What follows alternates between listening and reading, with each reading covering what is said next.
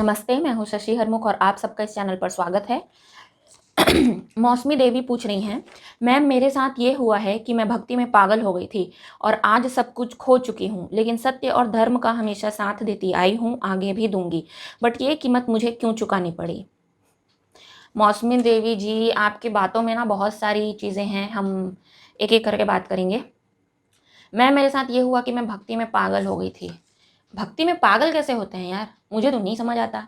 बहुत सारे लोग बोलते हैं, कुछ लोगों ने और भी कमेंट किया कि भक्ति में लोग कहते हैं कितने मस्त हो जाते हैं कि पागल हो जाते हैं। मैं तो ये फाइंड आउट मतलब मेरा अनुभव ऐसा है कि भक्ति में तो बहुत सजगता आ जाती है। भक्ति में तो लोग बहुत ज़्यादा सचेत हो जाते हैं अपने आसपास के वातावरण के प्रति, सच और झूठ के प्रति, क्या असली है क्या नकली है उसके प्रति, और ईश्वर क्या है, ये ब्रह्मांड क्या है, और हम कौन है, हमारे अंदर दिमाग में कैसे चलता है, सारी बातें हमारे दिमाग में कैसे चलती हैं, इन सब चीज़ों के प्रति व्यक्ति तो बहुत ज़्यादा सजग हो जाता है मेरे अनुभव से। और मैं तो भक्ति मार्गी हूँ, ज़्यादातर 90% मेरी साधना तो भक्ति की साधना है और 10% ध्यान की साधना है। तो मुझे ये समझ में नहीं आता भक्ति में लोग पागल कैसे हो जाते हैं।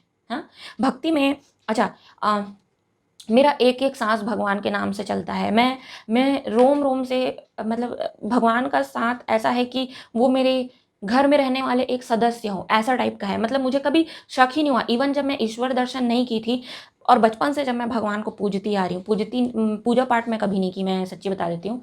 मैं हमेशा उनसे बात करती आई हूँ, ठीक है, क्वेश्चन पूछती आई हूँ, जो मुझे रिप्लाई मिला उसको मैं अपनाती चली आई हूँ। तो कभी भी मुझे ये शक नहीं हुआ कि वो रियल नहीं है, कभी भी एक मिनट के लिए भी मन में नहीं आया। कभी ये मन में नहीं आया कि आप अपने सच होने का प्रमाण दो। कभी मेरे मन में ये क्वेश्चन नहीं आया कि आप मेरे सामने आओगे तभी मैं आपके अस्तित्व को मानूंगी। नहीं, कभी ये चीज़ आया ही नहीं। बस समहाउ मैं रोम रोम से जानती थी कि हाँ वो रियल है, तो कभी मेरे मन में कोई डाउट आया नहीं। तो मैं तो इतने सालों से भक्ति मार्ग में हूँ, लेकिन कभी मुझे ऐसा नहीं लगा कि मैं पागल हो गई हूँ। एक्चुअली में जब वो मुझे रिप्लाई करते थे और वो इतना सटीक बैठता था, जब चीज़ें एक के बाद एक मैं देखती थी कितना सटीक बैठ रही हैं, तो मुझे लगता था कि मैं पागल हो रही हूँ, तब मुझे लगता था। लेकिन ईश्वर दर्शन के बाद में, शिव दर्शन के बाद में मुझे बहुत क्लैरिटी मिली। और ओवरऑल मैं ये कहना चाहती हूँ कि भक्ति में आप पागल कैसे होते हो मुझे समझ में नहीं आता। हाँ, भक्ति का रंग चढ़ता है, आप ईश्वर तत्व की सत्ता में जीने लगते हो, भक्ति आपके रग रग से बहने लगती है, आपका आपके दिन का एक एक पल भक्ति में डूबा हुआ गुजरता है। लेकिन ये पागल होना क्या होता है मुझे समझ में नहीं आता। ठीक है, फिर आप आगे बोल रहे हो, आज सब कुछ खो चुकी हूँ। क्या खोया है आपने? हाँ, अगर एक चीज़ मैं बोलूँ, अगर आप भक्ति में डूबते जा रहे हो, पागल हो गए हो, तो आपको खोने का पता कैसे चला? हुँ? क्योंकि जो व्यक्ति भक्ति में डूब जाता है, उसे ये याद नहीं रहता कि वो क्या-क्या खो रहा है, ठीक है? एक्चुअली में बहुत सारे लोग बोलते हैं अध्यात्म में कि आप भक्ति के मार्ग में चलोगे तो आपको समर्पण करना पड़ेगा, आपको ये त्याग करना पड़ेगा, आपको वो त्याग करना पड़ेगा, आपको ये खुशी चढ़ावा चढ़ाना पड़ेगा, ये बलिदान करना पड़ेगा। लेकिन ना एक्चुअली में कुछ भी बलिदान नहीं करना पड़ता। आप धीरे-धीरे जब अंडरस्टैंडिंग आपकी बढ़ती जाती है, तो जो चीज़ आपके लिए सही नहीं है, वो अपने आप छूटती चली जाती है, ठीक है? अपने आप उन चीज़ों से आप दूर होते चले जाते हो। मैं भक्ति में इतना डूबी हुई थी, इतना मैं बात करती थी भगवान से, पर और मैं 2 साल पहले तक चिकन मटन खाती थी। मटन मैं कभी नहीं खाई, मैं चिकन खाती थी। 2 साल पहले तक चिकन, मछली ये सब खा लेती थी मैं। कभी मेरे मन में ये सवाल नहीं आया कि मैं भगवान से पूछूँ कि मैं खाऊँ या नहीं खाऊँ, ऐसा कभी मेरे मन में सवाल नहीं आया। एक टाइम था जब एक दिन मैं मछली खा रही थी अपनी थाली में, और थाली में ही खाएँगे। मैं मछली खा रही थी और मुझे बहुत विचलित हो गई मैं। मुझे मछली के साथ अपनी थाली में खून-खून भी दिखने लग गया उस मछली का। उस दिन मैं इतनी विचलित हो गई कि मेरे से खाना छूट गया। मैं मेरे मुँह में मछली का टुकड़ा था और मैं ये सोच रही थी कि क्या इसका स्वाद इतना महान है कि इसके लिए किसी का खून बहाया जाए। और उस दिन से मेरा छूट गया, 2 साल पहले सब चीज़ छूट गया। मैं 2 साल से प्योर वेजिटेरियन हूँ। अब बताइए, वेजिटेरियन बोलना काफ़ी होना चाहिए था, लेकिन आज आज के डेट में प्योर वेजिटेरियन बोलना पड़ता है, क्योंकि अंडा खाने वाले वेजिटेरियन भी एग्ज़िस्ट करते हैं इस दुनिया में। मुझे समझ नहीं आता अंडा खाने वाले अपने आप को ये क्यों बोलते हैं कि मैं तो वेजिटेरियन हूँ, बस मैं अंडा खा लेता हूँ। ये कौन से टाइप का वेजिटेरियन का कैटेगरी है, मुझे कभी समझ में नहीं आया। लेकिन ख़ैर, आपके मुद्दे पे आते हैं। सब कुछ खो चुकी हूँ का मतलब क्या होता है? कुछ त्याग नहीं करना पड़ता। भक्ति इतनी सुंदर है, आप किसी इतनी कीमती चीज़ की तरफ जा रहे हो। आप मुझे बताओ, अगर आपके पास एमराल्ड हो, एमराल्ड समझते हो, हीरे से भी महँगा एक रत्न है।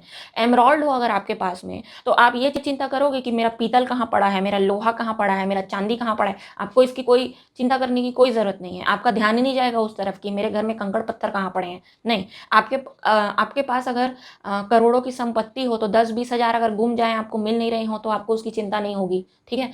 मेरे कहने का ये मतलब है कि भक्ति इतना सुंदर है, इतना विशाल है, इतना अद्भुत है, और जब आप भगवान के जितने करीब जाते-जाते हो, वो प्रेम इतना बढ़ते जाता है, वो अपनापन इतना बढ़ते जाता है, तो फिर आपको ये ध्यान नहीं रहता कि आप क्या खो रहे हो।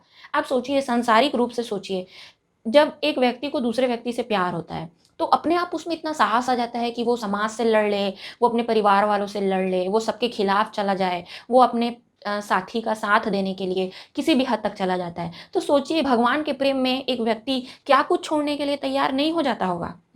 और जब शिव का दर्शन हुआ था ना मुझे, तब मुझे ऐसा लगा भी नहीं कि मैंने कुछ छोड़ा है। मुझे आज भी नहीं लगता कि मैंने कुछ छोड़ा है, मैंने कुछ त्याग किया है। मुझे लगता ही नहीं कि कुछ किया है, क्योंकि अगर ये सब त्याग करने के बाद इतनी महान, इतनी खूबसूरत चीज़ आपको अगर प्राप्त होती है, इतना गहरा प्रेम अगर आपको प्राप्त होता है, तो फिर संसार की बाकी चीज़ों को छोड़ना तो मुझे ऐसा लगता है कि बहुत सस्ते में मिल गया। तो फिर अगर आप अभी भी गिन रहे हो कि आज सब कुछ खो चुकी हूँ, तो मुझे ये समझ में नहीं आता कि आप भक्ति में फिर पागल क्यों हो गए? फिर आप पागल हुए होगे, लेकिन वो भक्ति नहीं होगी, ठीक है? या फिर वो आप ऐसी भक्ति कर रहे होगे जो प्रचलित है कि ये चमत्कारी लोटा, चमत्कारी नारियल, इस पेड़ में बाँधोगे मौली धागा तो ये होगा, वहाँ ऐसा हवन करोगे तो ये होगा, यहाँ ऐसा व्रत करोगे तो वो होगा। ये सब चीज़ों को भक्ति नहीं बोलते हैं, ये सब चीज़ें फालतू के रीति-रिवाज हैं, इनसे कुछ नहीं होता, ठीक है? लेकिन सत्य और धर्म का हमेशा साथ देती आई हूँ। तो सत्य और धर्म का आप साथ देते आए हो, तो आपको चिंता क्यों है कि आपका कुछ खो गया? सत्य और धर्म का साथ देने में तो आपको कीमत चुकानी ही पड़ेगी। फिर आगे भी बोलते हो, बट ये कीमत मुझे क्यों चुकानी पड़ी? भई अगर आपको कीमत ना चुकानी पड़े, हैं? या किसी को भी कीमत ना चुकानी पड़े, तो सब सत्य और धर्म के राह पे नहीं चल लेंगे? सबके लिए आसान नहीं हो जाएगा? फिर कोई भी आएगा मुँह उठा के, सब कोई सत्यवादी होते, सब कोई धर्मात्मा होते फिर, ठीक है? उसकी कीमत चुकानी पड़ती है, इसीलिए सब इस रास्ते पे नहीं चल पाते हैं ना। और जो लोग इस रास्ते पे चलते हैं, जैसे ही कीमत चुकाने की बारी आती है, फिर पलट लेते हैं, बेईमानी के रास्ते पे चलने लग जाते हैं। ईमानदारी बहुत मुश्किल है, बेईमानी बहुत आसान है। राक्षस होना बहुत आसान है, ठीक है? और सज्जन होना बहुत मुश्किल है, बहुत कठिन है। तो लोग कठिन कार्य की तरफ नहीं जाना चाहते हैं, आसान जो दिखता है, एंटरटेनिंग जो दिखता है, उसके पीछे जाना चाहते हैं, ठीक है? आप बोल रहे हो, बट ये कीमत मुझे क्यों चुकानी पड़ी?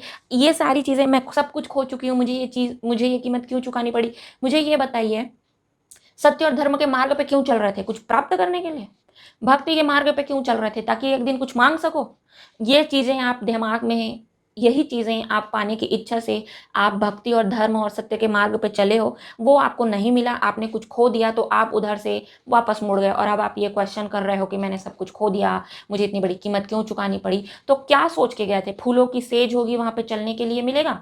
हाँ, पैरों में कांटे चुभेंगे नहीं, बढ़िया आराम-आराम से पहुँच जाएँगे। मंदिर की सीढ़ियाँ हमको चढ़नी नहीं है। मंदिर की सीढ़ियों से मेरा मतलब है अध्यात्म के स्तर को हमको पार करना नहीं है, ठीक है? तो फिर आप ऊपर जाने के लिए तैयार ही क्यों हुए थे? अगर आपको रास्ता चलना नहीं है, अगर आपको रास्ते की तकलीफ़ों से परहेज़ है, अगर आपको कठिनाइयों से परहेज़ है, तो फिर आप वहाँ जाना ही क्यों चाहते हो जो सबसे कीमती चीज़ है? आप सोचिए, जीवन में 1 लाख रुपए कमाने के लिए कितना काम करना पड़ता है, कमाने के लायक होने के लिए कितने सारे सालों तक पढ़ाई करनी पड़ती है, ठीक है? तो ईश्वर प्राप्ति के लिए इन सब चीज़ों से सस्ते में निपट जाओगे? ये कीमत बड़ी भारी चुकानी पड़ती है ना, इसीलिए तो बहुत सारे अमीर लोग भी मतलब इसकी कीमत नहीं चुका सकते हैं। कोई भी नहीं चुका सकता, ठीक है?